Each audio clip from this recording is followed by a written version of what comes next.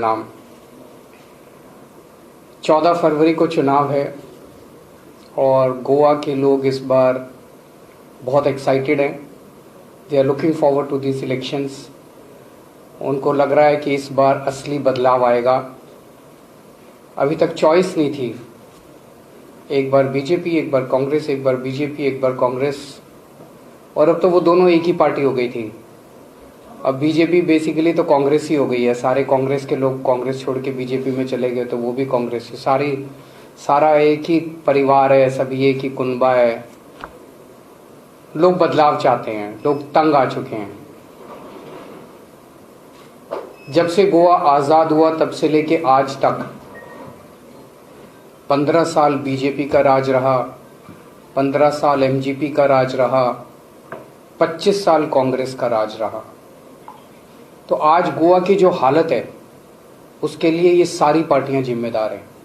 आज गोवा में यूथ की जो हालत है, आज गोवा में बेरोजगारी का जो आलम है, आज गोवा में जो इतना ज़्यादा करप्शन है, उसके लिए सारी पार्टियां जिम्मेदार हैं।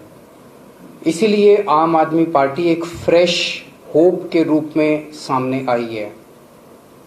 आम आदमी पार्टी की सरकार बनेगी तो हमारा गोवा को लेके क्या विजन है, तो 13 पॉइंट एजेंडा मैं आज गोवा के लोगों के सामने रख रहा हूं, जिसे हमने पिछले 1-1.5 साल में बहुत गोवा के लोगों के साथ बातचीत करके, गोवा के लोगों के साथ सेवरल राउंड्स ऑफ डायलॉग्स करके ये पूरा एजेंडा तैयार किया है, जो मैं आपके सामने एक एक करके रख रहा हूं। सबसे पहला पॉइंट है रोजगार।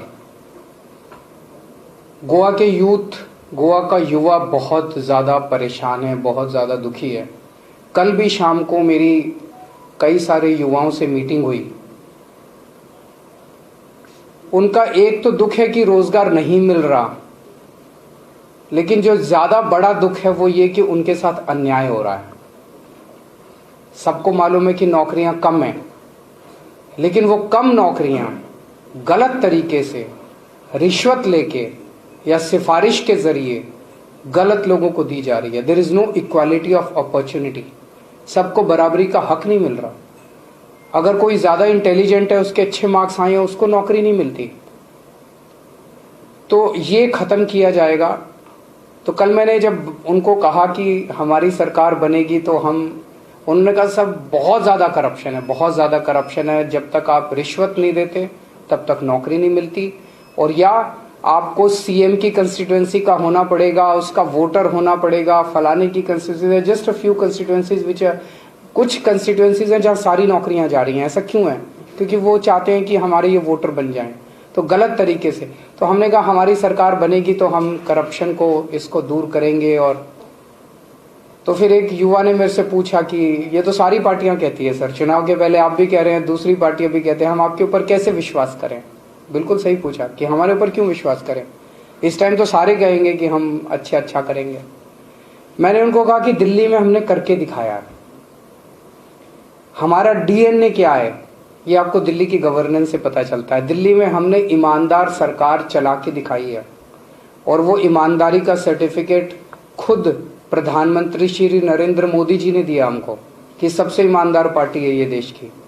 मोदी जी ने मेरे ऊपर रेड कराई, मोदी जी ने मनीष सिसोदिया पे रेड कराई, सीबीआई की रेड कराई, पुलिस की रेड कराई, हमारे 21 एमएलए को गिरफ्तार किया, सारी रेड कराई उन्होंने। उनको हमारी 400 फाइलें एग्जामिन करने के लिए मोदी जी ने एक कमीशन बिठाया, एक भी गलती नहीं मिली उनको।